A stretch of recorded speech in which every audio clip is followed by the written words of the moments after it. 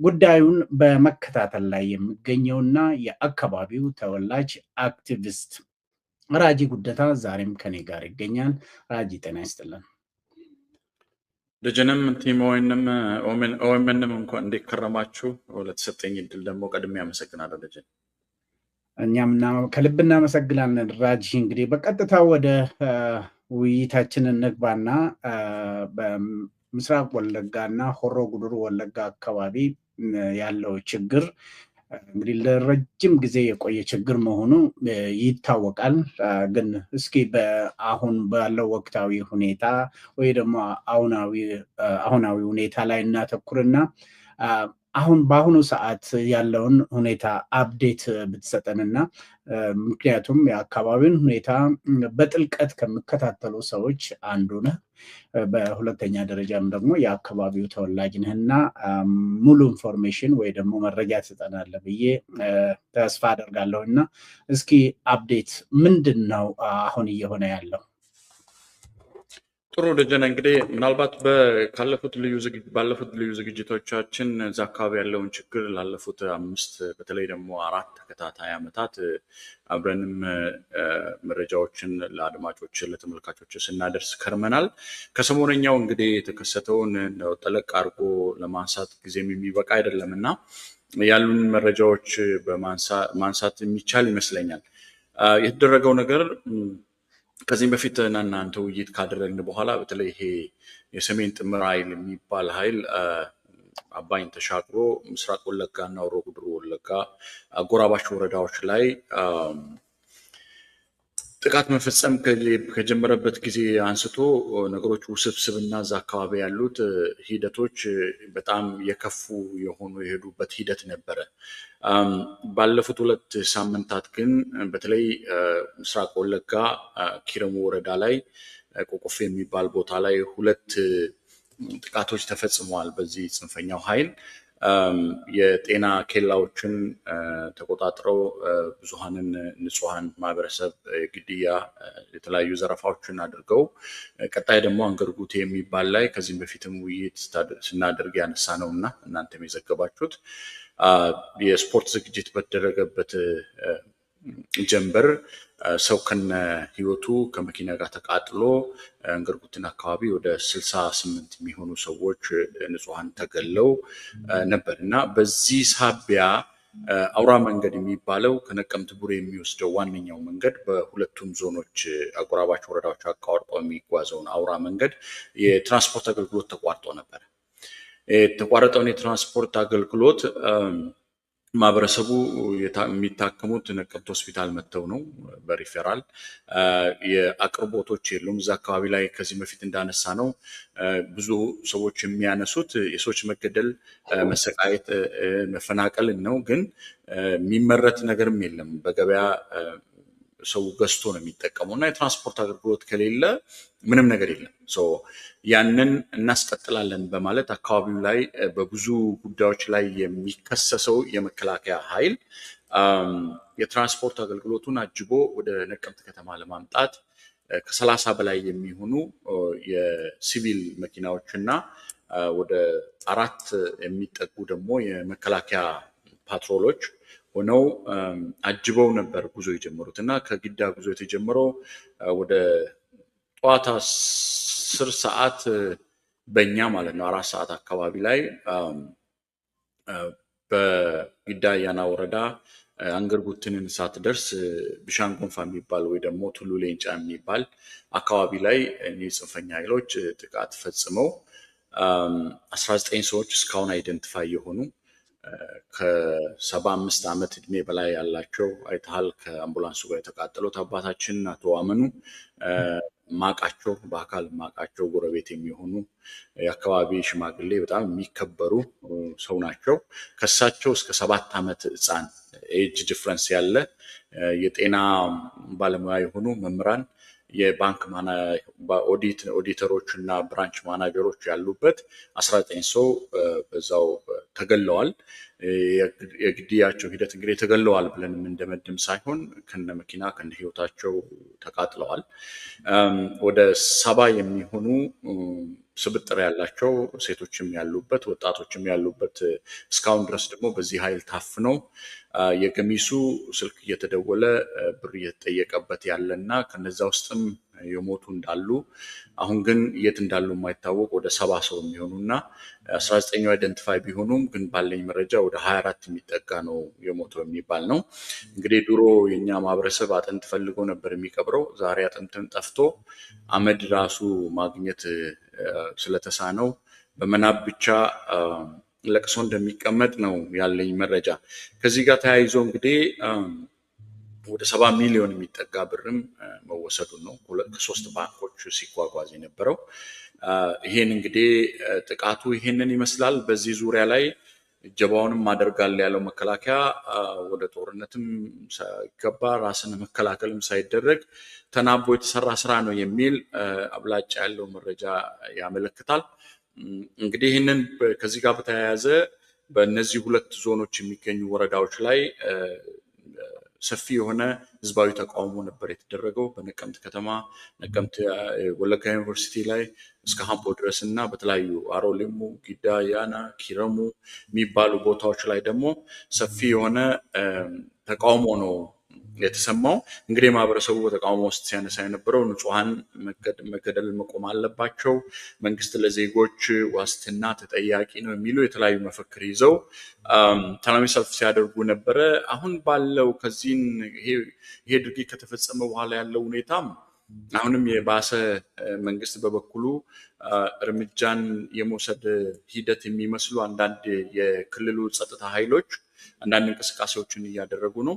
አሁንም ግድያዎቹ መፈናቀል እንደቀጠለና እንቅስቃሴዎች በዛ አካባቢ እንደሌሉ አውራ መንገዱ አሁንም ተዘግቶ እንዳለና ቅድም እንዳነሳሁት አባታችን የተገደሉት ሪፌር ሆነው ወደ ነቀምት እየሄዱ ነውና ብዙ እናቶች ደግሞ በመውለጃቸው ሰዓት ሆስፒታል ውስጥ እየተሰቃዩ መድኃኒት የሌለ መሆኑንና ገበያ አካባቢም እንዳውም የኛ ማህበረሰብ በሌላ አቅጣጫ የገሚሱ በሻምቡ በአሙሩ በአገምሳ አድርጎ በሌላ ባቋን እየተጓዘ የመጣ መሆኑንና እንግዲህ የዓመት መለወጫ በዓል ነው ከሳምንት በኋላ ታውቀዋለህ። ማህበረሰቡ ብዙ ጭንቅንቅ ውስጥ እንዳለና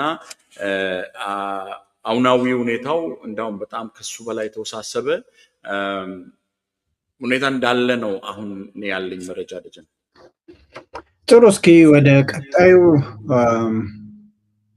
ጥያቄ ሳላልፍ እንደው ከተናገርካቸው ነገሮች ትኩረቴን የሳበው ነገር አለ። ህዝቡ ምግብ ምንበላ ነገር ስለሌለው ገዝቶ ነው ከሌላ ቦታ ሄዶ ገዝቶ የምጠቀመው ያልከው ነገር አለና በጣም ለም በምርታማነቱ የታወቀ አካባቢ ነው። እንዴት እንደዛ ሊሆን ቻለ? እንደገናም ደግሞ በተደጋጋሚ የምናነሳው መከላከያ ነገር ለሽፋን ይሰጣል ነው እስካሁንም ያለውና እዛ ላይ እስኪ ሁለቱን ብትገልጽልን። ጥሩ። ምናልባት ከዚህም በፊት በጥልቀት ስላነሳን ነው አንዳንድ ነገሮችን ዘለል አድርጌ አሁናዊ ሁኔታውን ብቻ የገለጽኩት። ይሄ የገበያ ጉዳይ እንግዲህ ከወለጋም እዛ አካባቢ ያለው ቦታ ላይ የአገሪቱ የዳቦ ቅርጫት ክፉ ዘመን የሚባለው ልጅ እናት በላች ተብሎ የሚታወቅበትን የ1984 ወይም 77 ረሃብን ያዋለና ከዛም በኋላም ደግሞ በተዋረድ የመጡ በሌሎች ክልሎች ውስጥም የነበረውን ረሃብ ለማዳን መንግስት እንደ ፖሊሲ እዛ አካባቢ ያሰፍር ነበረ። የዛ አካባቢ ማህበረሰብ ከራሱም አልፎ ለሌላ የሚተርፍ ነበረ። ግን ላለፉት 4 ዓመታት ከዓመት ዓመት እየባሰ የመጣው የማምረት አቅም ወይ ደግሞ የሚያመርተውን አጥቶ ሳይሆን ሁኔታዎች ባለመፍቀዳቸው ነው። ይሄ ጽንፈኛው ኃይል በየገጠሩ እየዞረ ግድያዎችን ይፈጽማል። ለም መሬት የሆኑትና ማህበረሰቡ አርሶ የሚጠቀማቸው ቆላማ አካባቢዎች እንዳለ በጽንፈኛው ኃይል ተይዘዋል። አንዳንድ ቦታ ላይ ደግሞ ብቅ እየተባለ ጥቃት ስለሚፈጸም ብዙ ውስብስብ የሆኑ የፖለቲካ አጀንዳዎች ናቸው እዛ አካባቢ ያሉት። አንዳንድ ባለሀብቶችም በግለሰብ ደረጃ የራሳቸው ጦር ያላቸው የራሳቸው የታጠቀ ኃይል ያላቸው በኮንስፓይረሲ ፖለቲክስ ውስጥ ብዙ ሚና የሚጫወቱም ስላሉ ማህበረሰቡ የማምረት እድል አላገኝም። ያመረተውን ደግሞ አይተሃል። በቆሎ ሲታጨድ ስርዓት እንዋጋለን የሚለው ኃይል ማህበረሰቡ ነገም እንዳይጠቀም በተለይ በዚህ ዓመት ላይ ታየው የተለያዩ አቮካዶ ካሽ ክሮፖች የቡና የሌሎች ምርቶች በዚህ ጽንፈኛው ኃይል ሲወድሙ አይታል ከዚህ አንፃር ነው እዛ አካባቢ ላይ የሚደረጉ ምርቶች ከራስ ለራስ ኮንሰምፕሽን አልፎ ለገበያ ለመሃል ገበያ የሚቀርብ በቆሎ ለመሃል ገበያ የሚቀርብ ሰሊጥ ለመሃል ገበያ የሚቀርቡ ሌሎች የቅባት እህሎች በጣም በዛ አካባቢ ላይ በአገሪቱ የሚታወቁ ናቸው ማምረት ስለሌለ ነው በዛ አንፃር ነው ማህበረሰቡ እየገዛ እየበላ የሚያገኛትን ሌላውም አይደለም አሁን የባንክ አሁን ማህበራዊ ግብይቶችን የሚያያዙት ከባንክ ጋር ነውና አሁን ለምሳሌ ዲያስፖራ ሆነ ለቤተሰብ $200 በትልቅ ቤተሰብ ባንክ በሳምንት 5 ቀን መሄድ አለባቸው ከ4000 ከ5000 ብር በላይ አይሰጥም ለምን እንቅስቃሴ ስለሌለ ነገ ደግሞ ተመልሰ ሌላ ተወስዳል እንደዚህ ነው ሪቮልቭ የሚያደርገውና እዛ አካባቢ ያለው ችግር በጣም ውስብስብ ነው የሆነ እንደዚህ ነው ብለን መታነሳው አይደለ ስቴክ ሆልደሩ ብዙ ነው የጉዳዩ አስፈጻሚ ብዙ ነው የጉዳዩ አካል ብዙ ነው የሚዘውረው ብዙ ነው እንደ ችግሩ እንደዛው ብዛት ችግሩም የሰፋ ስለሆነ የመገደል የመፈናቀል ብቻ ሳይሆን የሳይኮሎጂ የማህበራዊ የሌሎች ኢቭን ጀነሬሽን ደረጃ ላይ አሁን ውጤቶች ወጥተዋል የትምህርት ቤት ውጤቶች እዛ አካባቢ ላይ ደና ውጤት አልተመዘገበም ለምን ተማሪዎች እየተማሩ አይደል ትምህርት ቤቶች ወታደር ካምፕ ነው ያሉትና ውስብስብ ነው እዛ ዙሪያ ከዛ አንፃር ነው የዳቦ ባስኬት ብሬድ የሚባል አካባቢ ያን መሆኑን መከላከያ አካባቢ በጥልቅ ከዚህም በፊትም ሳነሳ ነበር መከላከያ እንዳውም ጥሪ አቅርብ ያለው የምታስታውስ ከሆነ እዛ አካባቢ ያለው ኢመደበኛ ኃይል ወደ ካምፕ ቢመለስና የህግ በላይነትን የማስከበር ስልጣን የተሰጣቸው ኃይሎች የህግ በላይነትን ቢያስከብሩ የሚል መከላከያ እዛ አካባቢ ላይ በብዙ ነገር ነው የሚታማው ከጥቅም አንፃር የተለያዩ የመከላከያ ኃይሎች ከጀነራሎች ጀምሮ በጥቅም አንፃር ከጽንፈኛው ኃይል ጋር የተያያዙ መሆናቸውን በአላማ አንፃር አውቀው ከውስጥና ከውጭ ተናቦ ለምን አሁን ጥቃቶች ሲደረጉ ከዛም በፊት ወደ 60 የሚሆኑ የመከላከያ ኃይሎች አማራ ክልል አካባቢ መንግስት ህዝባችን እየጎዳ ነው ብለው የክልሉ ተወላጆች ከነመሳራቸው ይሄንን ጽንፈኛው ኃይል እንደተቀላቀሉ የዛን ቀንም ጥቃቱ ሲፈጸም ንቀል ውጊያ ሊከፈትብን ነው ብለው ወደ ጽንፈኛው ኃይል መቀላቀል እንጂ የህዝቡንም ላይ የማዳን ምንም አይነት አተምት ሙከራ ለማድረጋቸውና እንዳውም እኔ ባለኝ መረጃ ባንኩን የአጅቦ የሚሄዱት የባንክ አካላት የተገደሉትን በመከላከያ ነው የሚል አብሮት የነበሩ ማህበረሰብ አካላት ያነሱታል ያ ማለት መከላከያ ጉዳዩን የሚያድን ወይ የዜጎችን የመኖር መብት ሊያከብር እዛ አካባቢ ህገመንግስታዊ በመዋቅር ደረጃ ህገመንግስቱን ለማስከበር ነው የሚንቀሳቀሱት ግን የችግሩ ባለቤት ሆኖ የተገኙ ስለሆነ ይሄ በተደጋጋሚ የሚነሳ ነው ከግለሰብ ከቡድን ጀምሮ እንደ ፖሊሲ ራሱ ለምን የተለያዩ አካላት ነበሩ እዛ የደቡብ ምዕራብ ኢዝ የምዕራብ ኢዝ የተለያዩ ኮሮች ናቸው አንዱ ኮር ተነስቶ ሌላው ኮር በመጣ አንዱ አመራር መጥቶ ሌላው በመጣ ሴም አይነት ችግር የሚፈጠር ከሆነ እንደ መዋቅርም መከላከያ የችግሩ ባለቤት እንጂ የችግሩ መፍትሄ ሀሳብ ሆኗል ጥቂትም የክልል ጸጥታ ኃይሎች አንዳንድ እርምጃዎችን ወይ የመከላከል ሂደቶችን ሲያደርጉ ኢንተርቪን እያደረገ ጥቃት ሲያደርግ ነበር እኛ አካባቢ ቄሮዎች እንዳውም እዛ አካባቢ ለተጎዱ ኃይሎች ለተፈናቀሉ ቤታቸው ለተቃጠለ ማህበረሰብ ምግብ ለማቅረብ ሲንቀሳቀሱ ከመኪና እያዋረደ ያገተ መሆኑን ያለኝ መረጃና በጣም መጠነ ሰፊ እንቅስቃሴዎችና ክሶች ናቸው መከላከያ ላይ የሚቀርቡት ብዙ ማለት ይቻላል አሁን ከተፈጸመው ጉዳይ ጋር የተያያዥነት ያላቸው የነሱ ሮል ይሄ ነው ብዬ ነው ማንሳው ራጂ እስኪ እንግዲህ አሁን የምታነሳው ከፍተኛ ሰብአዊ ጥሰትም ጭፍጨፋዎችን እንደተደረጉ ነው ግን በሌላ መልኩ ደግሞ ስታየው በተለይ እዚህ ጽንፈኛ ሚዲያ ደጋፊዎች ጋዜጠኞቻቸው አክቲቪስቶቻቸው በአጠቃላይ ይሄኛውን የህዝቡን ለቅሶ ቀምተው የህዝቡን ግድያም ቀምተው ሲያለቅሱና ነገሩን አቅጣጫ ሲያስቱ በተለይ ትርክቱን ለመቀየር ሲሞክሩ ይታያልና ይሄንንስ እንዴት አየኸው ህዝቡስ እንዴት ይመለከታል ከመንግስትስ በኩል እንዴት ይመለከታሉ የሚለውን ነገር ብናነሳ ጥሩ ደጀነ እንግዲህ ከመንግስት ለነሳ መንግስት በፖሊሲ ደረጃ ነው እዛ አካባቢ ያለው ማህበረሰብ መጉዳት እንቅስቃሴ እያደረገ ያለ ነው የሚል በኦሮምኛ ፕሮግራማችን ላይ አንስተናል። እሱ ሀሳቤ እንዳለ ሆኖ የክልል ጸጥታ ኃይላት በተለይ ደግሞ እንዳው ህዝባዊ ያለኝታ ወይ ደግሞ ህዝባዊ ወገንተኝነት ያላቸው ጸጥታ አካሎች አንዳንድ ቦታ ላይ በጽንፈኛው ኃይል ላይ የሚያደርጉት እንቅስቃሴ አለ፣ የሚከፍሉት መስዋዕትነት አለ። በዚህ አጋጣሚ የሚከፈለው መስዋዕትነት ሊደነቅ ይገባል። የተጀመሩ ስራዎች አጥጋቢና በሚፈልገው አኳን ባይሆንም አንዳንድ እንቅስቃሴዎች ከክልሉ ጸጥታ ኃይሎች እየተደረጉ ያሉ ነገሮች የሚበረታቱ ናቸው። ከዛ በባልሰ ግን በሚመጥን ጥቃቱን በሚመጥን አኳኋን እየተደረጉ ያሉ አይመስለኝም። ለምን ጽንፈኛው ኃይል የሚታወቃል፣ የሚንቀሳቀስባቸው የስበት ማዕከሎቹ የሚፈጽማቸው ወንጀሎች እየታወቀ በዛን ያህል የተደረገ የመንግስት እንቅስቃሴ ማወድሰው ወይ ደግሞ ተስፋ የሚሰጥ ነገር አለ ብዬ ማነሳው የለም። የክልል ጸጥታ አካላት የሚያደርጉት ጅምር ሂደቶች ግን ሳይመሰገኑ ወይ ደግሞ ጥሩ እንቅስቃሴዎች ናቸው ብዬ ሳልነካ አላልፍም። ወደ ህዝብ ከመጣን በተለይ የኦሮሞ ማህበረሰብ ከዚህም በፊትም ስተች ነበረ። እዛ አካባቢ ላይ ለሚፈጸመው ትኩረት አልሰጠም። የተለያዩ ቦታዎች ላይ አንዳንድ እንቅስቃሴዎችን አያለው፣ የማውገስ ሂደቶችን አንዳንድ ስራዎችን አጥጋቢም ባይሆኑ ጥሩ ነገሮች እንዳሉ ነው። ሌላኛው እንግዲህ እንዳነሳሁት እዛ አካባቢ ያለው ውስብስብ የሆነ ሂደት ከትርክት አንጻር በጣም ኃይለኛ ትርክቶች ናቸው በዛ ማህበረሰብ ላይ የተደረጉ። አንደኛ ሁለት የሆኑ ሂደቶች በጣም የሚኮነኑ ናቸው። በደፈናው ግን ሶስት አይነት ትርክቶች ናቸው እዛ አካባቢ ላይ የተፈጸሙ ያሉት። አንደኛው ትርክት ከቤዙ አንድ ጡቱን ሰጥቶ መሬቱና ንብረቱን አይደለም፣ አንድ ጡቱን ሰጥቶ አስጠብቶ ያሳደገውን ማህበረሰብ ወለጋ የደም ምድር፣ አንድ ፎጣና ጉሩምባዶ የመጣው ኃይል 4 እና 5 አይሱዙ ገዝቶ ወደ ዳንግላ ወደ ሞጣ ወደ ቋሪት ሲገባ ያየ ነው።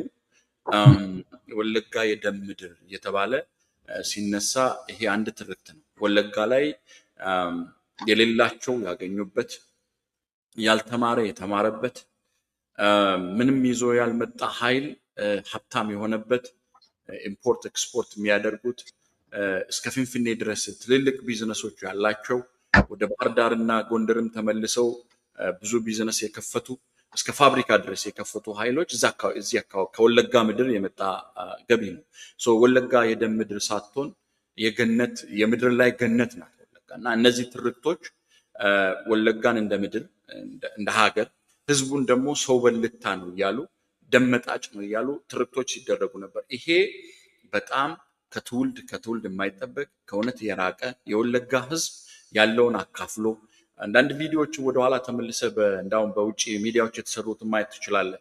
በ1977ም ከዛም በኋላም ደርግ ባደረገው ሰፈራ የራሱን በሬ ጠምዶ የራሱን መሬት ሰጥቶ በስግሰጋ በለው በሰፈራ በለው የራሱን ዘር ሰጥቶ የራሱን ጡት እናቶቻችን ጡታቸውን አጥብተው ያለውን አካፍሎ ለዚህ ያደረሰ ወሎ፣ ደሴ፣ ጎጃም፣ ጎንደር፣ ዳንግላ፣ ሞጣ ያለው የአማራ ማህበረሰብ ሳይደርስለት የወለጋ ማህበረሰብ ደርሶለት ዘመን ያሳለፈውን ኃይል ደመጣጭ ነው ወለጋ የደም ምድር ብሎ መሰየም አንደኛው ትርክት ነው። ሌላኛው ትርክት ደግሞ የሚፈጸሙ ግድያዎችን ከፈጸሙ በኋላ ሟችኛ ነን ብለው የሚደረጉ ድራማዎች ይሄ ወደ ኋላ ተመልሶ ከ2018 ለውጡ በኋላ የተነሱ ሂደቶችን ማየት ይቻላል። የወለጋ የደምቢዶሎ ዩኒቨርሲቲ ተማሪዎችን ድራማ ማየት ይቻላል። አይራን የቶሌን የሌሎች ግጭቶችን ማንሳት ይቻላል። ያኒሻ መሐመድ የሚባል ትርክትን ማንሳት ይቻላል። እኚህ ሁሉ ሂደቶች ደግሞ ምንድነው ገለው አይተናል በአይናችን። ሰው ከመኪና አባት ከአምቡላንስ ጋር ሲቃጠል፣ በቆሎች ሲታጨዱ፣ ቡና ሲታጨድ ስልህ ሲጨፈጨፍ፣ አቮካዶዎች አይተናል። መኪና መንገድ ላይ ንጹሃን ያልታጠቁ ኃይሎች። አሁንም አጥብቄ የማነሳው የታጠቀ ኃይል ጋር የሚደረገውን ውጊያ ወይ ደግሞ ተግዳሮት ጉዳይ ላይ ንጹሃን ማህበረሰብ ግን ሲሞቱ አይተናል። በሺዎች የሚቆጠሩ ናቸው። 2011 ሃሮ የሚባል አካባቢ ላይ የአንድ የቦላኒ ቤተሰብ 8 ሆነው አንድ ላይ ከተገደሉበት ጊዜ ጀምሮ በቀደም 19 ሰው ከተገደለበት በዚህ ዓመታት ሁሉ ንጹሃን ሲገደሉ ነበር። ይሄንን ግድያ ግን ወለጋ ላይ ዘር ተኮር ጥቃቶች ተደርገዋል ተብሎ ትርክቶች ናቸው፣ ድራማዎች ናቸው እየተሰሩ ያሉት። ከዚህ ጋርም አሁን ባለኝ መረጃ እንዳውም የኦቻ የኢትዮጵያ ሰብአዊ መብት የሁማን ራይት ዎች የሚባሉትን ተናቦ ነው የሚሰራው። ከዚህም በፊት አንስቻለሁ፣ ደጋግሞ ማንሳት ጉንጭ ማልፋት ነው የሚሆነው። ግራውንድ ላይ ያለው ጥቃቱን ሲፈጽም በስመ ሰላማዊ ትግል አደርጋለሁ ብሎ ፊንፊኔ ተሰግስጎ ያለው አብን ይዘማ ኢህአፓ ደግሞ የሚያወጣቸው መግለጫዎች የሚሰራቸው ሎቢዎች አይታል። ዲያስፖራውም እንደዛ ተሴም አንድ የሆነ ማለት ነው። ሶ እነዚህ ሂደቶች ሄደው እንዳውም እነዚህ ኃይሎች ወደ 9 የሚሆኑ ቡድኖች አንገር ጉትን ላይ ገብተዋል። አሁን ያንን የሞተው የኛ ህዝብ ነው የሞተውን ትርክቱ ሪቨርስ አድርገው ዘር ተኮር ጥቃት ተፈጽሞብናል የሚል በዚህ ሂደት እንግዲህ የአማራ ተወላጆች ወይ ደግሞ ሌሎች ብሔሮች በዛ አካባቢ ላይ ህይወታቸው አላለፈም ብዬ አላነሳም። ግን ፈጻሚው ማን ነው የሚባል ለምን ይሄ ጽንፈኛው ኃይል ለራሱ ኦሮሞ እየገደለህ ነው የኦሮሚያ ጸጥታ ኃይል እየገደለህ ነው ለማለት ኪሊንግ ስኳዱን እየተጠቀመ ኦላን እያስመሰለም አንዳንዴ ግድያዎችን ይፈጽማል በራሱ ማህበረሰብ ላይ። ይሄ በጣም ብዙ መረጃዎች አሉ ካስፈለገ ማለት ነው። ድምፅ አለ፣ ብዙ ቪዲዮዎች አሉ፣ የሚደረጉ ሂደቶች አሉ፣ ውስብስብ ናቸው። ያንንም ያደርጋል እና በዚህ ሂደትም ደግሞ ማህበረሰቡ አብሮ መኖርን የሚሻም ማህበረሰብ በእነሱም የሚገደል አለ። በዚህ ሂደት ላይ የጠፋ ህይወት የማንኛውም ቢሆን ያሳዝነናል። የንጹሃን ህይወት መጥፋት የለበትም። ግን ናሬቲቮቹ ትርክቶቹ እንደዛ የሚሰሩት ሌላኛው ናሬቲቭ ግን እየተሰራ ያለው ሌላኛው ናሬቲቭ እዛ አካባቢ ላይ የፖለቲካ ሪፕሬዘንቴሽን እና ራስን የራስ ማስተዳደር የልዩ ዞን ጥያቄ እንዲስተጋባ ፕሬዘንስን ሃይ አድርጎ ለማሳየት ነው። በዴሞግራፊ ካየክ ወለጋ is the least Amaranized region ማለት ይችላል። በሌሎች ክልሎች ወደ አሰላ፣ ባሌ ወይ ጂማ ወይ ሚዛን ሌላ ቦታ ብትሄዱ እንዳም ብዙ ሰፊ የአማራም ተወላጅ ያለባቸው ቦታዎች ናቸው። እንዳውም ወለጋ ሊስት ነው ብዬ ነው ማለሳውና እዚህ ቦታ ላይ እንደ ማጆሪቲ ለማስመሰል የሚሰሩ ናሬቲቮች አሉ። እነዚህ ትርክቶች ናቸው እየተሰሩ ያሉት። እንግዲህ ሌላኛው ይሄ በዛ ኃይል ቢሰራም ውጪ ያለው ሌላኛው ኃይል ግን ይሄንን ናሬቲቭ ተጠቅሞ አውናዊና ትክክለኛ የሆነውን የአካባቢው ላይ እየተፈጸመ ያለውን ትክክለኛውን ሂደት ከመግለጽ በተቃራኒ ናሬቲቮቹን የመቀየር ስራዎች እየተሰሩ ነው። በሚዲያዎች ዙሪያ ኢሊቶቻቸው ኢቭን የፖለቲካ መሪዎቻቸው እንዳውም እዛ አካባቢ ቢዛሞ የሚባለውን ኃይል የሚመራው እዛ አካባቢ ተወልዶ ያደገው በግልጽ በሚዲያ ወጥቶ ኦኤምኤንን ሲኮንን ሰምቻለሁ። አይኖ እናንተ ምናልባት ኦኤምኤን እንደ ተቋም የሚወረወርባችሁ ድንጋዮች ላይ ምላሽ ባለመስጠታችሁ ከኦነግ ጋር አመሳስላችኋለሁ። ኦነግ ላይ ሁሉ የሚወረወረውን ድንጋይ ያለውን ችግር ስለማይናገሩ የችግሩ አካል ሆነው ቁጭ ይላሉ። ኦኤምኤንም እንደዚህ አይነት ነገር ባለማድረጋችሁ ብዙ ነገሮች ይወረወራሉ። ኦኤምኤን እንዳውም የሚፈለግና የሚጠበቅበትን ያህል እንቅስቃሴ አላደረገም። ከአቅምም አንጻር ያላችሁን አንዳንድ ቦታዎች ላይ ትኩረት የተሰጡ ቦታዎች ላይ የምታደርጉት እንቅስቃሴ የሚወደስ ነው።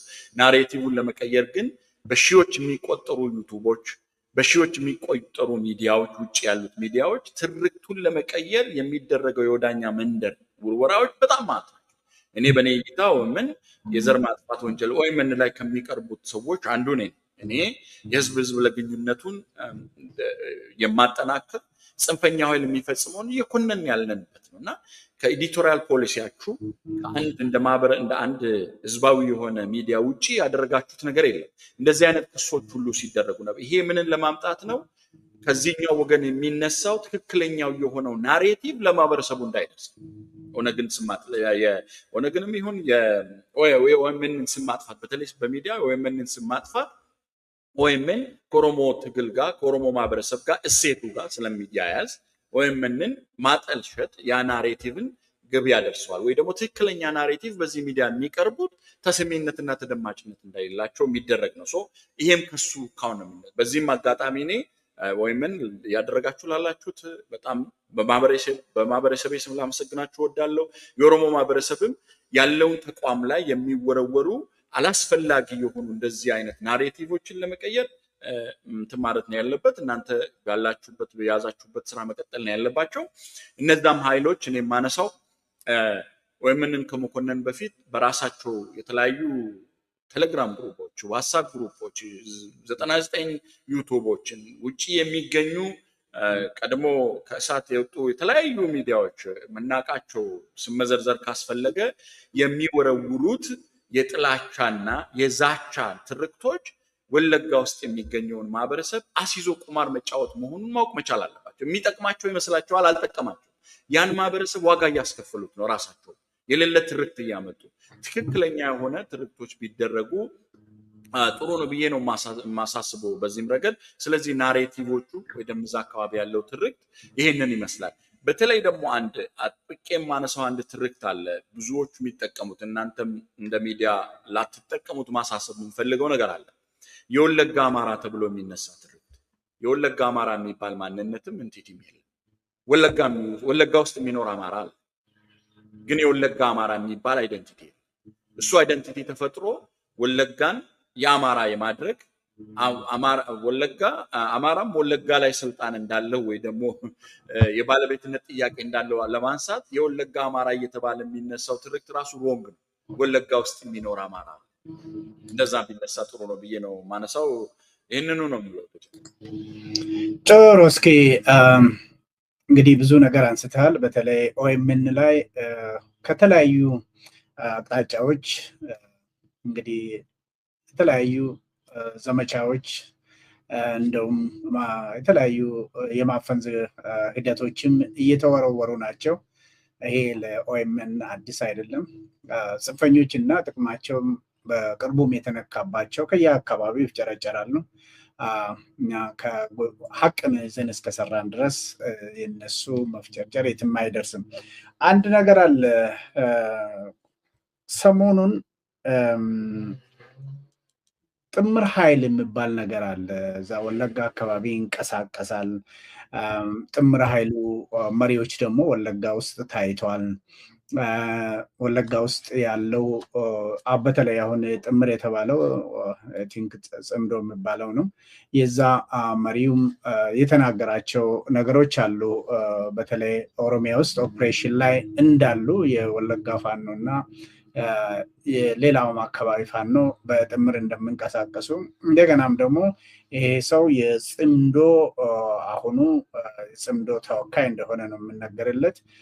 በሌላ መልኩ ደግሞ የዚህ የፋኖ ዘጋቢዎች ጋዜጠኞችም በወለጋ ቢዛሞ ቀጠና በአጭር ጊዜ ውስጥ ከፍተኛ ድል እያስመዘገቡ ናቸው እያሉ ነው። እንግዲህ አሁን አንተ የነገርከንን ጭፍጨፋዎች እያሞከሹም ናቸው። እና እስኪ ምንድነው አሁን ይሄ ጥምር ኃይል ወይ ደግሞ ጽምዶ የተባለው ሰሞኑን እየተናገረ እዛ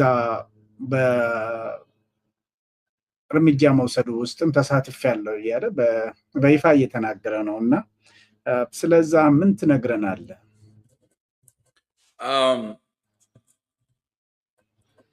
እንዳልሳሳት ነው የሆነ ሰፋ የሚል ጥያቄ ስላነሳ ጥሩ መሰለኝ። እዚህ ላይ አጥብቄ መናገር እፈልጋለሁ። ለምን ይሄ ጽምዶ ጉዳይ ሲነሳ የጥምር ኃይል እንደፈለግከው ጥራው የሚነሳው ኃይል ላይ ያሉት ፐርሰፕሽኖች የተሳሳቱ ስለሆነ ተሳስተን ከደገፍ ተሳስተን ከተቃወምን ችግር ስለሆነ ለምን እንቃወማለን፣ ለምንስ እንደግፋለን የሚለውን ነገር ቢታወቅ ጥሩ ስለሚመስለኝ አንደኛ እዛ አካባቢ ላይ ጽምዶ ወይም ደግሞ ጥምር ኃይል ብሎ የሚንቀሳቀሰው ኃይል እስካሁን ድረስ በግልጽ የጥምረቱ ኃይል ነኝ ብሎ ፎርዋርድ የመጣው የሰሜኑ ኃይል ቲፒኤልኤፍ እና ፋኖ ናቸው። ሌሎች ኃይሎች ተቀላቅለዋል የሚባለውን በግልጽ የሰማነው ስለሌለ አስተያየት ለመስጠትም ወይ ደግሞ የአካሉ አድርጌ ለመኮንንም ይከብደኛል። በግለሰብ ደረጃ ግን እንደ ድርጅት ደረጃ የድርጅቶቹ አመራሮች ከነከሌ ጋር ከነከሌ ይሰራለን የሚባለው ነገር ግልጽ ሲሆንና ባለቤት ሲኖረው ማንሳት ይቻላል። በአሁን ጊዜ ግን ከሌሎች ኃይሎች ከጉሙዝም ከጋምቤላም ከሌሎች ኃይሎች ተቀላቅለዋል የሚባሉት የሰማነው ነገር ስለሌለ፣ ስለዚህ እኔ መቃወም ስላለብን ብቻ ሳይሆን ይህን ጥምር ኃይል የምንቃወመው እኔ በበኩሌ ከእይታ አንጻር አንድ እኚህ ኃይሎች ምን አይነት ድርጊት እየፈጸሙ ብለን ከመሄዳችን በፊት እኚህ ኃይሎች ምን ማታገያ ሐሳብ አላቸው የሚለው ነው። አንደኛ ቲፒኤልኤፍ ጋር ከተነሳ ቲፒኤልኤፍ ምንም ካልኩሌት አድርገህ ወይ ደግሞ መላምት መተህ የምታስቀምጠው አይደል። 27 ዓመት ትራክ አለው፣ ግልጽ ነው። ከስልጣን ከተወገደም በኋላ ያለውን ትራክ ኢንተረስቱ ምን እንደሆነ ይታወቃል። ስለዚህ ለኔ ቲፒኤልኤፍ የኦሮሞን የነጻነት ትግል ማጠልሸት ማጥፋት አይደለም፣ የዘር ማጥፋት ሲፈጽም የነበረ ድርጅት አመራሩ እንኳ ፎርዋርድ መጥቶ ለተፈጸመው 27 ዓመት በኦሮሞ ህዝብ ላይ በኦሮሞ ትግል ላይ ለፈጸመው ደባ ኤክስኪውዝ ያላደረገ የነበረውንም ኢሰብአዊ ድርጊት አክሰፕት ያላደረገ። አሁን ስለ ሩዋንዳ ብዙ ጊዜ ያነሳል። ቱትሲና ሁቱዎች ለምንድን ነው ታርቀው ሰስቴነብል የሆነ ሰላም ያመጡት? መገደላቸውን አመን ጀመረ። ሰው መገደሉ ብሔር ተኮር ጥቃት መፈጸሙን የታመነ ከዛ ጀስቲስ ነው የተሰጣቸው። ጀስቲሶች ሰዎች መታሰር ብቻ መሰቀል ብቻ አይደለም፣ ጉዳዩን አክሰፕት አድርጎ ተፈጽሟል ማለት ለተበዳዮች እፎይታ ነው። ያን ያላደረገ ድርጅት ተዋክቶ ከትግራይ በረሃ ደግሞ ደብረ ብርሃን ደርሶ ሰሜን ኦሮሚያ ላይ ያሉ የኦሮሞዎችን በወሎ አካባቢ የተደረገውን ጥቃት ያ ኃይል ወደ ስልጣነ በትር በቀረበበት ጊዜ ሲያነሳ የነበረውን አይታል። ከዚህ አንጻር ይሄ ኃይል የኦሮሞን ህዝብ ጥያቄና የኦሮሞን ህዝብ የወደፊት ዕጣ ፈንታ ፌቱ ላይ ጥሩ እይታ ወይ ደግሞ ፖዚቲቭ የሆነ አለው ብዬ አላነሳም። ስለዚህ ይህ ጥምር ኃይል ለኦሮሞ ህዝብ ትግልና ለማህበረሰብ ስለማይጠቅም ፋኖ የሚባለውን ኃይል እናንሳ። ፋኖ የሚባለው ኃይል የተበተነ የወሎ፣ የሸዋ፣ የጎንደር፣ የጎጃም የነበረ አሁን በአንድ ወደ አንድ የመጣ የአማራ ብሔርተኝነትን ጥያቄ ይዤ ይጓዛለሁ የሚልና የአማራ ብሔርተኝነት ጥያቄ በአማራ ህዝብ እንደ ብራንድ የአማራ ብሔርተኝነትን ይዤ ይጓዛለሁ የሚሉ ድርጅቶች 4 እና 5 ዓመት አይሞላቸው። በዚህ ብሔርተኝነት ሂደት ውስጥ ወደ እየተደረገ ያለው የማታገያ ሐሳብ መነሻና መድረሻውን ስታይ መነሻዬ እዚህ መድረሻዬ ሌላ ቦታ የሚባለው የራስን ማህበረሰብና የራስን እምነት የራስን ማህበረሰብ እንጂ የሌሎች ኃይሎችን ትግል አቅፎ ሊጓዝ የሚችል የማታገያ ሐሳብ ግልጽ የሆነ የማታገያ ሐሳብ ይዞ ስለማይጓዝ ነው። ለራሱም እርስ በርሱ የማይታቀፍ ሌሎችን አቅፌ ይጓዛለሁ የሚለው አብሮት ኮሊሽን ከፈጠሩት ድርጅቶች አንድ ቪኦኤ ላይ ቀርቧል። እስክንድርን ያላሳተፈ አፋባ የምትለው ኃይል ሌሎችን ኃይሎች አምቆ የጥምር ኃይል ሆኖ ጽምዶ ሆኖ የኦሮሞን የሌሎችን ህዝቦች ትግል ያቅፋል ብዬ አላስብም። ከዚህ አንጻር ነው ከማታገያ ወደ ድርጊት እንምጣ። የጋራ ጠላት እንጂ የጋራ አጀንዳ የለው። ይሄ የጋራ አጀንዳ እስከሌለው ደግሞ የጋራ ጠላት ሆነ ብልጽግናን የመዋጋት ወይ ብልጽግናን የማስወገድ የጋራ አጀንዳ ካላቸው ብልጽግና ከተወገደ በኋላ የጋራ አጀንዳ ማትፈጥር ከሆነ ነገ ትዋጋለህ አብረህ እንደገና። ለምን ኢንተረስቱ የተለያየ ስለሆነ ለገ ለምትዋጋው ኃይል አሁን ለምንድን ነው አንዱን ሴጣን ከሌላው ሴጣን መምረጥ ያስፈልገበት የሚለው ነው እንደ መሪ ሐሳብ። ሌላኛው ደግሞ አሁን የቲፒኤልኤፍን ተምነ የፋኖ ጥያቄዎች እናንሳቸው። ወለጋ ላይ በ20 ወረዳዎች ቅድም እንዳነሳው ሊስት አማራናይዝድ የሆነ ክልል ነው ወለጋ። አንድ ቀበሌ ለብቻው ይዞ እንደ ህዝብ ብቻውን ይዞት ያለው የለም። ያ ሲነሳ ያንን ጥያቄ ያለው የልዩ ዞን ጥያቄ ያለው ኃይል አብረኸው ታግለኸው የኦሮሞን ህዝብ ርስት ብቻ አይደለም አጽመ ርስታችን አስረስ ንግግር ሲያደርግ አይተሃል። ፌስቡክ ላይ ምለጥፍ ያለው አጽመ ርስታችንን ለማስመለስ ነው የሚል ወለጋን ቢዛሞ ብሎ ሰይሞ እንደውም የዳሞት እኔ በጣም የሚገርመኝ ነው። የኛም ጥያቄ ወደዚህ ስላስጠጋ ነው ብዙ እንደዚህ አይነት ጥያቄዎች የሚመጡት። እኔ ከዚህ በፊት ተናግሬያለሁ።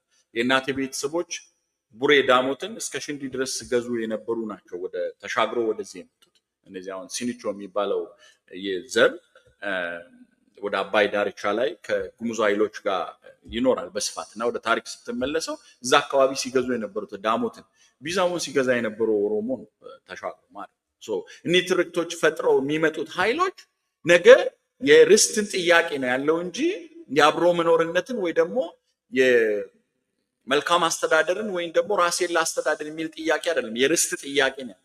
ይሄ የርስት ጥያቄ ይዛ አብረህ ትጓዛለህ። የኦሮሞን ህዝብ ጥያቄ የኦሮሞን ህዝብ ትግል እንደ ማህበረሰብም ስርዓት እየተዋጋ ነው። ሌላኛው ዋነኛው ነገር ደግሞ ጦርነትን ከደደቢት በረሃ ከሞጣና ከዳንጊላ አንስተ የወለጋና ኦሮሚያ ክልሎች ላይ ጦርነትን ማምጣት ነው አላማ። ሌላ ነገር የለም። በትግራይ በኩል አፋርና ኦሮሚያ ውስጥ ጦርነትን ማስገባት ነው። ከአማራ ክልል ጦርነትን አውጥተህ ማስወጋት ነው። ስርዓትን ወይም ደግሞ ብልጽግና መዋጋት ከሆነ ለምንድን ነው ከጎጃምና ከጎንደር የማይጀመረው? እዛ ያለው ብልጽግና ምንድን ነው?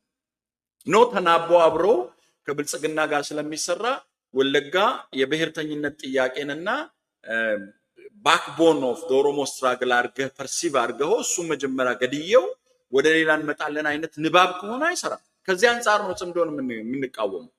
ከዚህ አንጻር ነው እስካሁን ድረስ በተደረጉ ጥምር ኃይሉ አባይን ተሻግሮ መጥቶ ተቀላቅሏል ተብሎ ጦርነት ከተጀመረበት ጊዜ አንስቶ አንድ የብልጽግና ታጣቂ ወይ የብልጽግና ወይ የመከላከያ ኃይል የሞተውን አላየውም።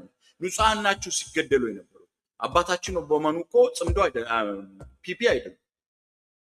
ተይዞ እጃቸው ያሉ ሰባዎቹ አይደሉም። የተገደለችው የጤና ባለሙያ እኮ ብልጽግና አይደለችም።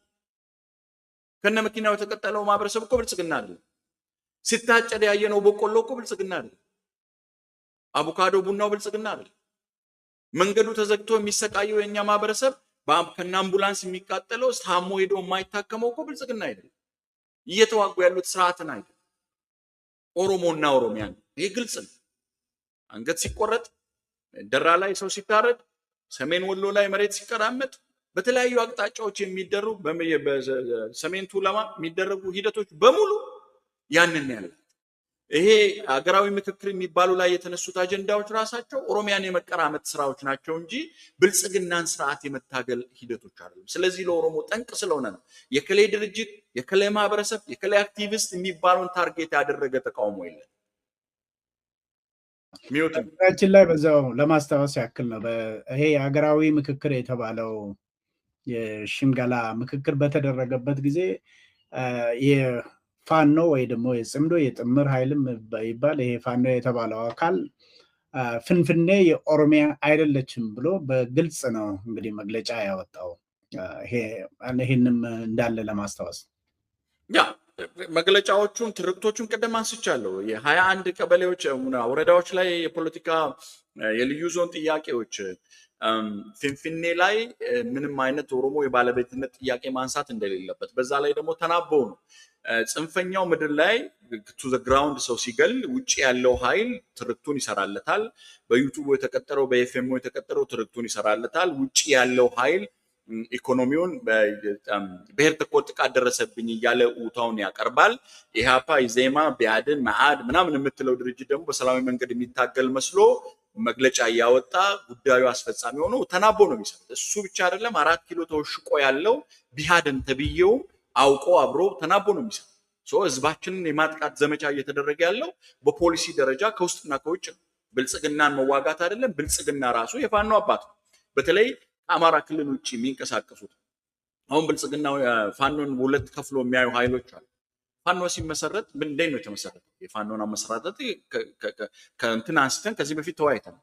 ካስፈለገ ፋኖ ሲመሰረት የዘር ተኮር ጥቃት ይደርስባቸዋል ተብለው የተደራጁ ሚሊሻዎች፣ ኮሚሳር፣ ኮማንደር የነበሩ ብልጽግና ያስታጠቃቸው የብልጽግና መሳሪያ ያላቸው ኃይሎች ናቸው። እዛ አካባቢ ቢዛሞ ብሎ ሲፈጥሩ እኮ ሲያውጁ ሃሮ ላይ ቢዛሞ የሚባል ኃይል ፈጥረናል ብሎ ሲያውጁ እኮ ከምዕራብ ጎጃም እኮ 2 አርበኞች ናቸው መጥተው ጥምር ኃይሉን መስርተው አናውንስ አድርገው ይሄዱ። ያ ኃይል ደግሞ ምዕራብ ጎጃም ላይ የነበረው የጎጃም ፋኖ ተብሎ የነበረው ኃይል አሁን አፍባንስ አጠቃላይ ፋኖ ነው ወደ አንድ ሲያመጡ የዛ አካል የሆኑ አመራሮች ናቸው። ስለዚህ ፋኖ ወለጋ ውስጥ ያለው የሚንቀሳቀሰው ፋኖ ሌላ አካባቢ የሚንቀሳቀሰው ፋኖ በመዋቅር ደረጃ፣ በአደረጃጀት ደረጃ፣ በዓላማ ደረጃ የአንድ ሳንቲም 2 ገጽታ ነው። አንድ ናቸው፣ ልዩነት የለውም። ይሄንን ሁሉ ለይቶ የሚያነሱ ኃይሎች የወለጋ ላይ እየተደረገ ያለው ጥቃት የቡድን የሆነ በኦላ ስም የተደራጁት በሸኔ የሚባለውን የዳቦ ስም የተሰጣቸው ኃይሎች የአካባቢ አመራር የሚባሉ የጸጥታ አካላት የሚባሉት የጉዳዩ አስፈጻሚዎች ናቸው። እነዚህ ከቦዲያችን ውስጥ አይናችን ብለን የሚያክሉ እምንቶች ናቸው። ዋናውና ባለቤቱ ግን በፖሊሲ ደረጃ ተመሳጥሮ ኦሮሞና ኦሮሚያን ለማጥፋት የሚሰራ ኃይል ነው። ተናቦ ነው የሚሰራው። ይህንን በደንብ በግልጽ ማወቅ አለበት። አሁን በደንብ ዲግ አድርጎ ለፖለቲካ ፍጆታ ብቻ ላይ ላዩን የሚያነሱት ኃይሎች ይህንን በደንብ መረዳት አቅቷቸው አይደለም። አውቆ ለይስሙላ ነክቶ የሚመለስ ነው። የቡድን ጉዳይ አይደለም። የጥቂት ሰዎች አይደለም። የሚነሱ በኦላ ስም የተደራጁ ኃይሎች እዛ አካባቢ ላይ አሁን የሉም። የአካባቢ መስተዳድር ነው የምትለው ከዛ ቦታ የለም። ችግሮቹ ግን እየከፉ ነው የመጡት። ዳት ሚንስ እነዛ የጉዳዩ አስፈጻሚዎች ናቸው። አካባቢው ላይ ያሉ የአካባቢ ተወላጆች ንብረት ያላቸው ሪሶርሳቸው የሚነካባቸው የተለያዩ የጸጥታ አካላት በጥቅም አንጻር ያ ቦታ ላይ ቅድም እንዳነሳ ነው ብዙ ከኢኮኖሚ አንጻር የተያያዘ ነው። እኚህ ሁሉ ጥቂቶቹ ዶቶች ናቸው፣ ሳብሴት ናቸው። ሴቱ ግን በመዋቅር ደረጃ የጥምር ኃይል የሚለው ኦሮሚያ ላይ ጦርነቱን ከክልሉ ወደ ኦሮሚያ ለማምጣት ብልጽግና የሚባለው ደግሞ እዛ አካባቢ ያለውን የብሔርተኝነት ጥያቄ የሚመጣበትን ሬዚስታንስ ለመስበር ተናቦ የሚሰራ የወለጋ ህዝብን የማጥፋት ጀነሬሽን የማጥፋት ስራ ነው እየተደረገ ያለው። ይሄንን በደንብ አድርገን ነው መናገር ያለብን። ከዚህም በፊት የህዝብ ለህዝብ ግንኙነቱ ሰላምን የማውረድ አንዳንድ ነገሮች ላይ የራሳችን እየቆጠብን ነው ችግሮችን ስናነሳ የነበረው። አሁን ግን በፖሊሲ ደረጃ ህዝባችን እንዲያልቅ ታውጆብናል። እየሞትን እየተቃጠልን ህዝባችን ሬሳችን ላይ ደግሞ ገዳዮች ደመጣጮች ተብሎ የኛ ማህበረሰብ ዋጋ እየከፈለ ነው ያለው። ይህንን ሳነሳ ጽንፈኛው ኃይልና ከመንግስት ጋር ተመሳጥሮ የህዝባችን ህይወትና ንብረት እያጠፋ ጀነሬሽን እያጠፋ ያለው ኃይል በዚህ መታወቅ ያለበት እዛ አካባቢ ላይ የሚኖር ቅድም እንዳልኩት የሌሎች ብሔር ብሔረሰቦች የሆኑት ዜጎች ማለት ነው። እኚህ ዜጎች በሰላም የመኖር መብት አለ። ማንም ሰው የኛም ማህበረሰብ ይሁን ማንም አካል ይህን ማህበረሰብ ጽንፈኛ ያልሆነው በሰላም ሰርቶ የሚኖረው ኦሮሞም ሆኖ ከሌላ ክልል እዛ አካባቢ ጎሳ ያልሆነ ሰፍሮ ያለ ኃይል አለ። እኚህ ኃይሎች በሙሉ በሰላም የመኖር መብት አለ እንደ ማንኛውም ዜጋ። እኛ እናንተ ካናዳ እንኖራለን። ለነጭ የወጣ ህግና ለኛ የሚሰራ ህግ የተለያየ ሆኖ አይደለም፣ ሁላችንም ሰርተን ነው። ዳትማች ወለጋ ውስጥ የሚኖር ማህበረሰብ በሰላም የመኖር ንጹሃን በሰላም ሰርቶ የመኖር እንደ ማንኛውም የኦሮሞ ማህበረሰብ የሚገባቸውን የማግኘት መብት እንዳላቸው ደግሞ ማሳወቅ ፈልጋለሁ። ጥሩ እሱንም እንደውም የመጨረሻ ጥያቄ ይሆናል ይሄ ህዝብ ለህዝብ ግንኙነት። ምክንያቱም እነኚህ ጽንፈኞች በህዝቡም ስም እየነገዱ የራሳቸውንም ህዝብ እየጎዱ መሆናቸውን በደንብ መግለጽ ወይ ደግሞ ማሳወቅ አለብን። አንድ ነገር ግን አለ። አሁን ይሄ ጽንፈኛ የተባለው ፋኖ አሁን ደግሞ በጥምር መልኩ ጽምዶ ብሎ መጥቷል ነው እያልከኝ ያለኸው እና ይሄ ህዝቡ ላይም ያተኩራል፣ በሌላ በኩልም መንግስትም ላይ ያተኩራል። በተለይ ይሄ የወለጋ ህዝብ ለበርካታ ዓመታት እንደዚህ ስሰቃይ እስካሁን ድረስ ለዚህ ለአሸባሪው ቡድን ወይ ደግሞ ለጽንፈኛው ቡድን መንግስት ስስ ልብ እንዲኖረው ያደረገው ምንድን ነው? የተጨበጠ እርምጃ ሲወስድ አይታይም። አንዳንድ ጊዜ እንደውም እዛ ፍንፍኔ እንግዲህ ከፍንፍኔም ጋር ተያይዟል። ሌላው ከጫካ ሌላው ከፍንፍኔ ይታገላል እና እነሱን ላለማስቀየም ሲያስቆሙ እርምጃዎችን ሲያስቆሙ ይሰማል። እና ምንድን ነው ይሄን ስስ ልብ እንዲኖራቸው ያደረገው? ምክንያቱም እነ ዳዊት ወልደ ጊዮርጊስ ከዚህ በፊት ሸዋ ወለጋ የኛ ናቸው ኦሮሞ ከዛ ውስጥ ይውጣ ብለው አውጇል። እንደገና አሁን ደግሞ በተግባር እነ ዘመነ ካሴ አሁን በቅርቡ በተናገረው ኦሮሚያ ውስጥ ያለው የኛ ቡድን ነው ብሏል። ይሄ ሁሉ ያለ መንግስት ስስ ልብ እንዲኖረው ያደረገው ምን ይመስልሃል? ጥሩ ልጅነ ቅድም አንስቻለሁ። አሁን በስፋት አንዳንዴ እኔ እናንተ የዛሬ አመት ስናወራ የነበረውን ሲሳለቁብን ነበር አይደለ? ጽምዶ ሁሉ የለም በመናብ ነው የምታወሩት ብሎ አሁን ተፈጽሟል። አንዳንድ ነገሮችን አልነካቸውም። ለምን የሚረዳው ማህበረሰቡ በኦላ ስም ዳቦ ስም ተሰጥቶት የሚንቀሳቀስ ኃይል ሰው መግደሉን የሚያየውን ብቻ የከሌ መሪ የሚሰባጠረውን የአካባቢው ጸጥታ ኃይል ብር ወስዶ የሆነ ነገር ማድረጉን ብቻ ነው እንጂ ኮንስፓይሬሲውን በደንብ አድርጎ የተረዳው አይመስለኝም። ሌሎች በሩቅ ያሉ ኃይሎችም የሚያስተጋቡት ሚዲያ ላይ ያላቸው መረጃ እሙን ስለሆነች ነው። እየተደረገ ያለው የፖሊሲ ጦርነት በጦርነት ህዝባችን ላይ በፖሊሲ ደረጃ የታወጀ ጦርነት ነው። ይህንን ጦርነት ደግሞ መንግስት ይመራዋል። መንግስት ደግሞ ሲያሻው ይህን ኃይል የሚዋጋ እየመሰለ ሲያሻው ደግሞ ይህንን ኃይል የሚደግፍ እየመሰለ ሲያሻው ደግሞ ንጹሃን ተጎዱ እያለ ኮንስፓይረሲው የሚመዘዙ ካርዶች፣ ጫዋታዎች፣ ቁማሮች በተለያየ ጊዜ ከመንግስት የሚነሱ ቁማሮች የግዛዊ የሆነ አጀንዳ ነው የሚሰጣቸው። የራሱ ኃይል በተሰዋ ቁጥርም ከምንት የማይቆጠር አንድ ጀነራል ተሰውቶ እኮ ከምንት አልተቆጠረም፣ ተደብቆ ነው የቀረው። ጥቃቶች ተፈጽመው አይደረጉም። በቀደም ጥቃት ሲደረግ እኮ ወደ ግንጃ ቤት የነበረ መሳሪያ እዚህ መቀመጥ የለበትም መከላከያ ይነሳል ተብሎ የተያዘ 70 ሚሊዮን ብር አካባቢ ተይዞ ምንም አልተነገረም። ያ ደግሞ በመኪና የተወሰነ ጊዜ ነው መንገድ ነው የሚጓዘው፣ ጫካ ነው። ከዛ ውጪ ኃይል መድረስ ይችላል፣ ለማስመለስ መጣር ይችላል። ምንም ማን ሰው ከጥቅም የተጻጸረ ነገር በጥቅም የተያዘው መዋቅር የራሱ ፖሊሲ አለው። መንግስት እንደ ፖሊሲ ሲፈልግ ከዚህ ኃይል ጋር የሚደራደርበት፣ ሲፈልግ ከዚህ ኃይል ጋር የሚሰራበት፣ ሲፈልግ ይሄን ኃይል የሚዋጋ የሚመስልበት ኃይል ነው። በዚህ ሂደት ውስጥ በመሃል እየተጎዱ ያሉት ሁለት አካላት ናቸው። ግልጽ ነው መናገር።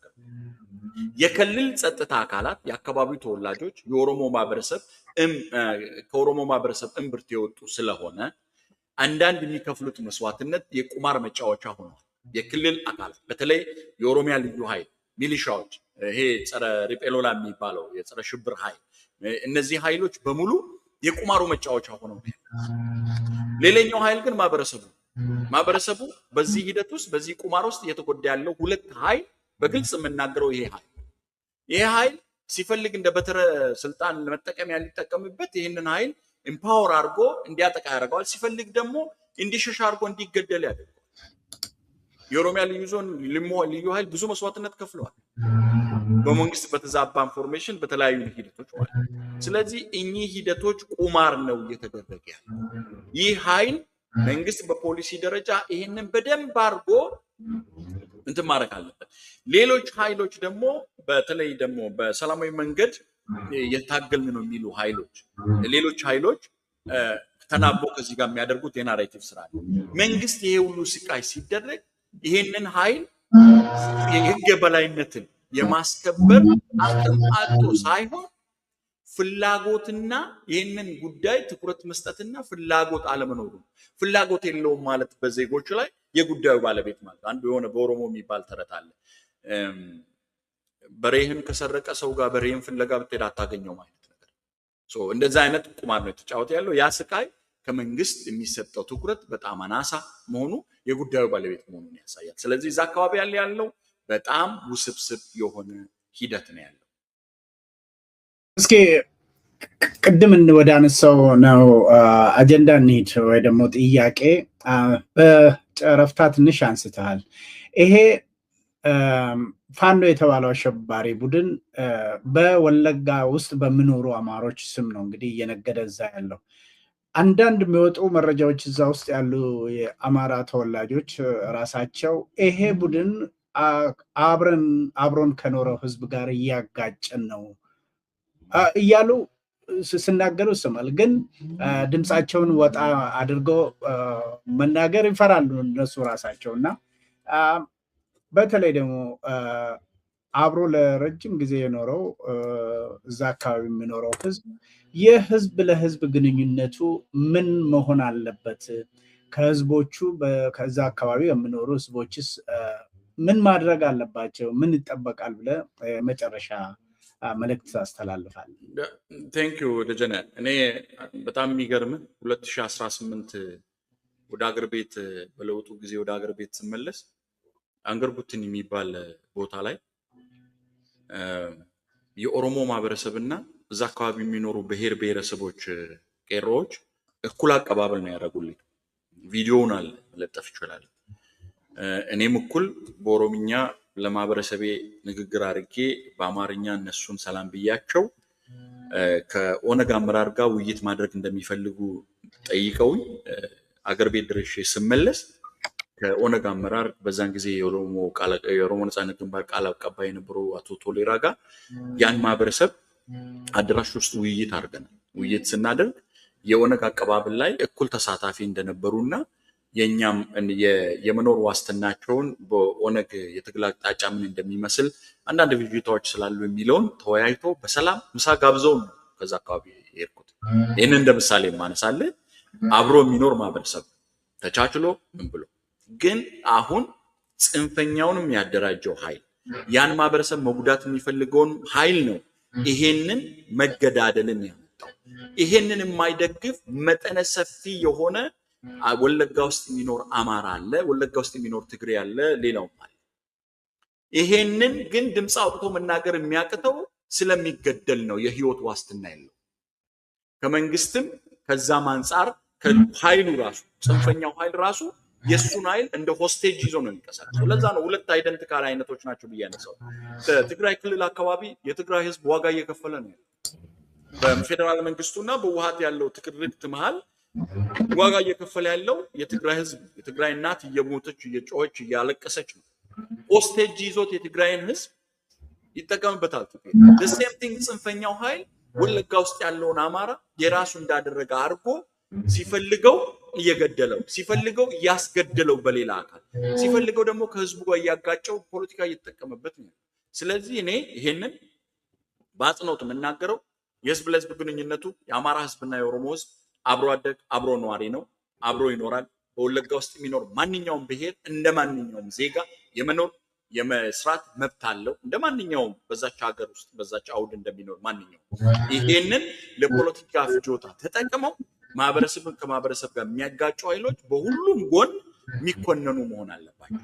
ለይተን ማየት ያለብን በፖሊሲ ደረጃ ህዝባችን እንዲገደል እንዲሰቃይ ያደረገ ያለው በመንግስት የአንበሳውን ድርሻ ያለው ጉዳይ የሥራ ድርሻውን መወጣት ያለበትና እጁን አንስቶ ከማህበረሰቡ ሰላምን ለማውረድ የሚጠበቅበትን ማድረግ ጽንፈኛውን ኃይል ደግሞ ይሄ ከህብረተሰቡ ጋር መኖር የሚፈልገው ኃይል ጽንፈኛውን ኃይል ታግሎ ከሌሎች ጎን ሆኖ ህብረተሰቡ አብሮ እንዲኖር የዛሬ እኮ 30 40 ዓመት ነው አካባቢ መስፈር የተጀመረው እንዴ 30 እና 40 ዓመት እኮ ሲኖር ነበር። አሁን ለምን ነው ህዝቡ እንደዛ መገዳደል ላይ የመጣው? ለምንድን ነው ሚለው ማየት ይቻላል። አማራ ክልል አካባቢ ጦርነት በከፋ ቁጥር ወለጋ ውስጥ እስቲ ለ3 እና ለ4 ዓመታት ላለፉት 3 እና 4 ዓመታት የሞተ አማራ አለ ተብሎ ሲነሳ ሰምታል አልሰማም?